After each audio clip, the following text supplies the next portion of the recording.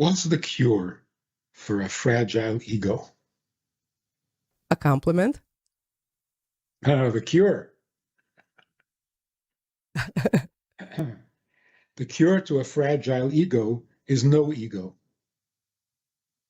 See, most people say, if you have a fragile ego, you have to build up your ego so that you have a strong ego. You're just exchanging one problem for another. The real solution to a fragile ego is to have no ego. Or less ego, whatever. So the antidote to all ego issues is humility.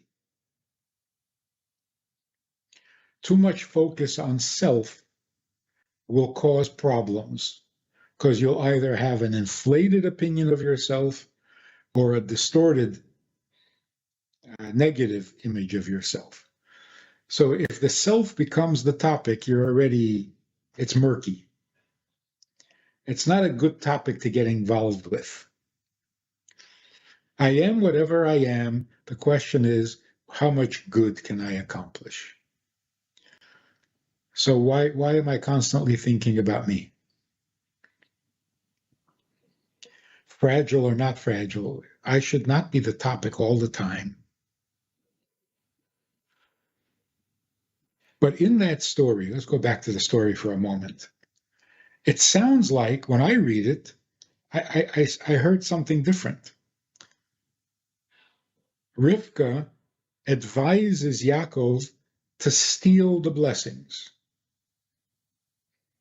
And he does successfully. But now Esav wants to kill him. So why is Rivka suggesting that he leave town? To find a wife? So she doesn't want to say he's got to get out of town because his brother is going to kill him. So she says, no, he's going to look for a shidduch. He needs to get married, so he should go. Well, why don't you do what Avraham did? Send one of your servants to find him a wife. Why does he have to go? So it seems a little manipulative, no? She doesn't tell her husband that Yaakov is in danger. She finds another reason for him to go to Haran. It is a very healthy thing, by the way. It has nothing to do with ego, actually. In every system, in every group, in every collective life, if you're living with other people, there's got to be where the buck stops. You can't constantly be debating with two equal opinions and you get nowhere. Like in the presidency, the president has veto power. He has to. Otherwise, nothing will ever get accomplished. Now, it could be that the president is not the smartest guy in the room. It's often the case. But it's too bad. If he's the president, he gets veto power. Because better to come to a decision that is not so good than to no decision at all. So if you don't give the president veto power, you might as well not have a government. Just have a debate team and sit around and debate issues. The husband should be recognized or pointed as the final decision, even if it's not his idea. And that, I think, is the wisdom of Rivka. It's her idea. She knows it's a good idea. She knows it's the right thing to do, but she goes to him for his stamp of approval. That's harmony. So a president can have brilliant advisors, and almost everything he does is somebody else's opinion. I think that's the way it works anyway. Every congressman, every senator, You have a staff, they're smart people, they tell you what to say, and you say it and you sound brilliant. The Rebbe would tell women, there's a method, a Socratic method, where you get your opponent to think it was his idea. That is the most convincing way of winning an argument.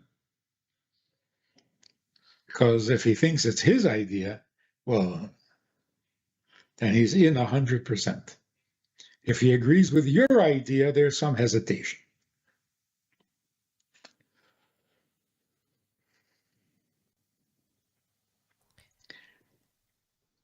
What's happening today is very sad and very painful to watch. And we always worried about losing our Jewish identity. And some people argued that it wouldn't be the worst thing in the world. Why do you have to identify as a Jew? Let's become citizens of the world and merge with other people, assimilate, and just be good human beings. Why do you have to be Jewish? And that's a very logical argument.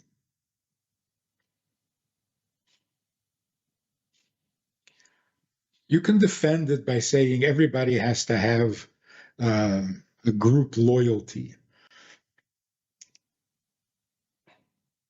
It's useful to belong to a group, to identify with, so that you're bigger than just yourself. Okay, yeah, sounds so a little bit useful, but the downside is much stronger. People divide into groups, and inevitably there's going to be conflict. Inevitably there's going to be war. So what's wrong with just blending, fit in to wherever you are? Why do you have to be Jewish? But we found out the hard way, I guess, through experience, we are not choosing to be Jews. Jews are not chosen, they're chosen. We're not doing the choosing. We are chosen. We are given that identity in our DNA. So it's not a question of why would you want to be Jewish? You are Jewish. What are you going to do about it? Same is true with gender. It's not a discussion. You want to be male or you want to be female? You are what you are. And the only way to change that is by massacring yourself. And then who knows what you end up being. So we're told that we're Jews, and we have to find the wisdom and the strength and the dedication to be who we are. If you're male, well then find a way to live it, to do it. If you're female, be who you are and be successful at it.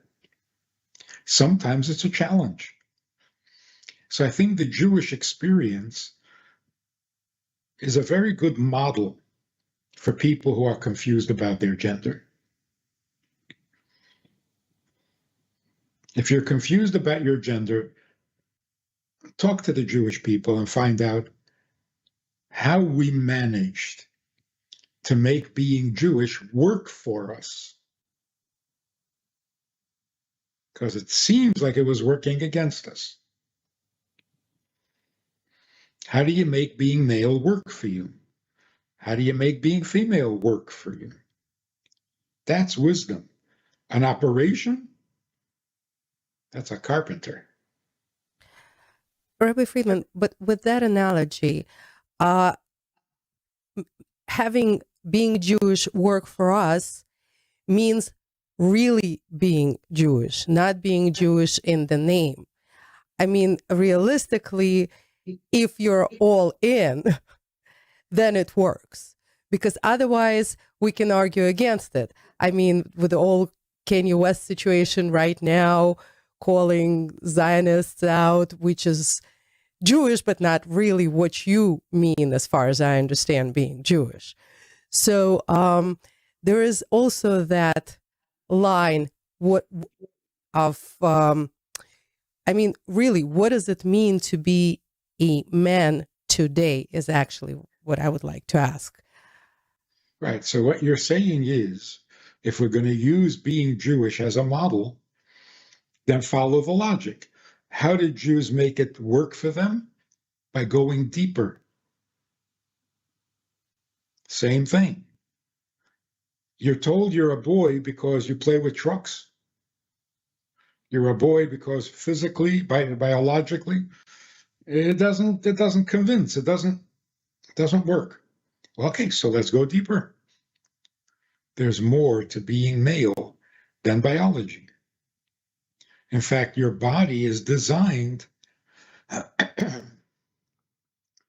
to support your identity. It doesn't give you your identity. So if we were to say, for example, what is a woman? A woman is a creature who can give birth to another human being. Period. And that is an absolutely correct statement because nobody else can. So if you want to define something, you want to identify it, you have to find that which is unique to that being. You can't say women are sensitive. Everybody's sensitive. You can't say men are aggressive. Women can be aggressive. It's not unique. You say men are more aggressive. Maybe, I don't know. It's not a definition. So if you want to know what is a woman, tell me something that only a woman has. And the answer is a uterus. Is that not a fact? It's a fact. So then the argument becomes, oh, so your uterus determines who you are and decides your fate? Not quite. The fact that a woman has a uterus is because she is a woman. She's a woman first, and that's why she has a uterus, not the other way around. So God sends a female soul into a female body. What is a female soul?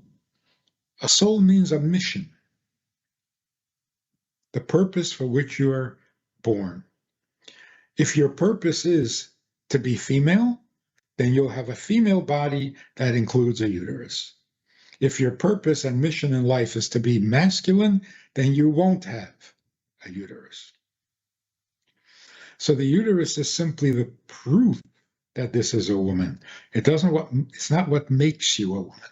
So now we have to go deeper. If it's not the uterus, then what is it? So, oh, it's the soul. Well, what's a soul?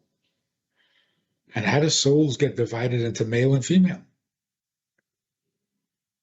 You would think, logically, a soul should be both male and female. It's a soul. It can do whatever it wants. Because we always think of male and female as determined by the body parts. Well, the soul doesn't have body parts, so why would it be male or female? Why can't it be both? Or optional? As far as the soul is concerned, I can be male, I can be female. Like God. We refer to God as him. But is God really masculine? Not feminine? That's ridiculous. So, in the spiritual world, what does it mean to be male or female? We're going into the spiritual world because we need to go deeper. Body parts is not convincing or satisfying. Just like in a relationship, the intimacy between a husband and wife does not come from body parts. Although they're made for each other, somehow, and this is something we really need to think about, why is there sexual dysfunction? You would think it's a mechanical reality. This is a male body, this is a female body. How can it not work? So obviously, the biology is completely dependent on something deeper and something less physical. So, in overly simplified terms, if the emotions are not matching, then all of a sudden the body parts don't work. This is something that really we should give a lot of thought to, because we think the body parts are real. They're tangible, they're real, they're functional. What's the difference? What you feel, what you want, what you believe. You got the body parts, they fit each other. How could it not work? What's not working? When it doesn't work, it's not, I don't want to be intimate with you. That makes sense. That I can't function. So the body that seems to be so real and so mechanical turns out to be so delicate and so fragile. One nasty word and that's it. The body can't function. So the psychosomatic reality, we've been neglecting it in this area.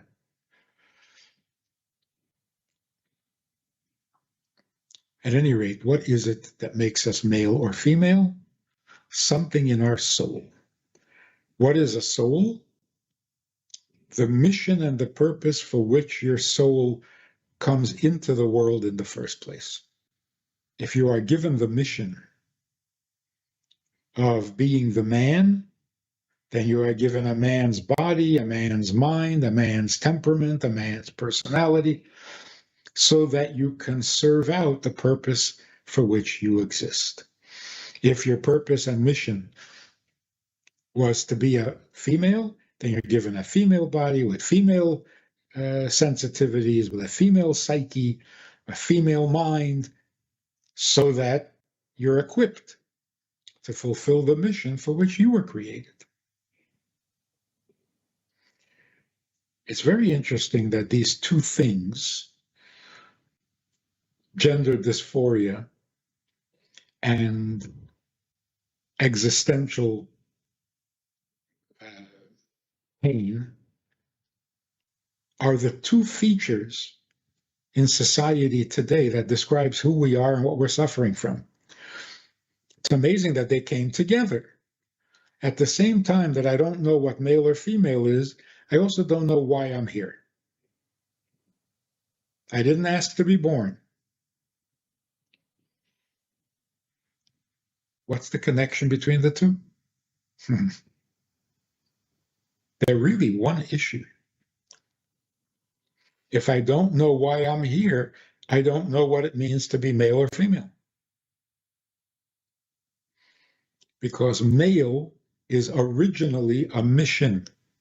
Female is a mission. It evolves into different psyches, different bodies, different strengths, different weaknesses, but it all begins with a mission. So if I don't know what my mission is, well, then I don't know anything.